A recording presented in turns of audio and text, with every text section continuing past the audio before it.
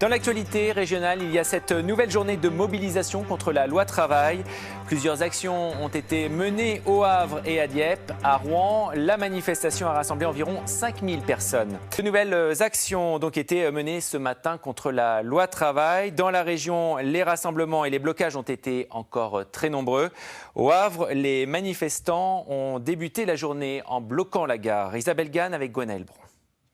La manifestation ne faiblit pas au Havre. Comme vous pouvez le voir derrière moi, des milliers de personnes manifestent ce matin dans les rues du centre-ville.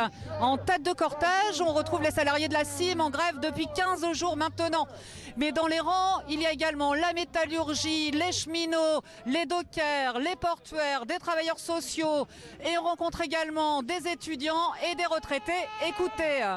Apparemment, le gouvernement disait qu'il y avait une démobilisation, mais je m'aperçois que aujourd'hui, ce n'est pas le cas. C'est formidable, je trouve que c'est bien, justement, ça solidarise encore plus les gens. Il faut solidariser les gens justement dans la rue pour que le retrait de la loi travail se fasse. Je vous rappelle que cette journée d'action intersyndicale a commencé très tôt ce matin à la gare du Havre, avec le blocage durant une demi-heure de tous les trains.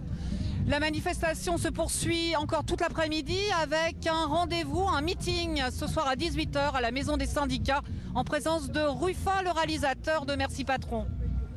À Rouen, la manifestation a débuté à 10h30, cours Clémenceau. Elle a rassemblé plusieurs milliers de personnes, preuve que la mobilisation ne faiblit pas. L'objectif est de maintenir la pression jusqu'au 14 juin, date de la grande manifestation nationale.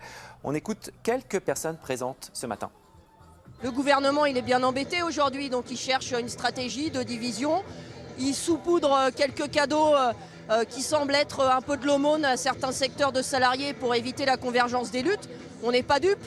Et au contraire, ça nous dit qu'il faut continuer à se bagarrer puisqu'il semble vouloir lâcher des choses. Donc il faut qu'il lâche jusqu'au retrait de la loi travail. C'est ça qu'on s'est fixé comme objectif. C'est une lutte sociale, c'est pas une lutte politique par rapport à une échéance proche qui est 2017. On veut nous faire croire que c'est ça l'enjeu. Nous, c'est la loi de travail, les conditions de travail, les salaires, les pensions, les retraites. La précarité qu'il faut que ça cesse et puis donner un espoir aux jeunes, aux futures générations.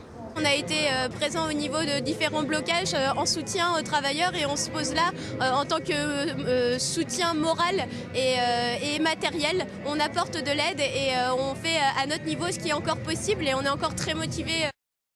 Du côté de Dieppe, deux blocages ont été mis en place. L'un au niveau de la zone industrielle de Rouménil-Bouteille, l'autre de celle d'Eurochanel. Comme vous pouvez le voir sur ces images, la CGT s'est positionnée au rond-point pour empêcher l'accès aux poids lourds.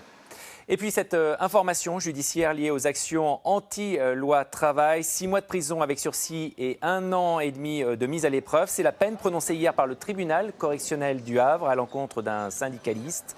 Une condamnation pour le saccage du local du Parti socialiste au Havre le 12 mai dernier. Dans un courrier, Philippe Martinez, le leader de la CGT, a apporté son soutien aux militants.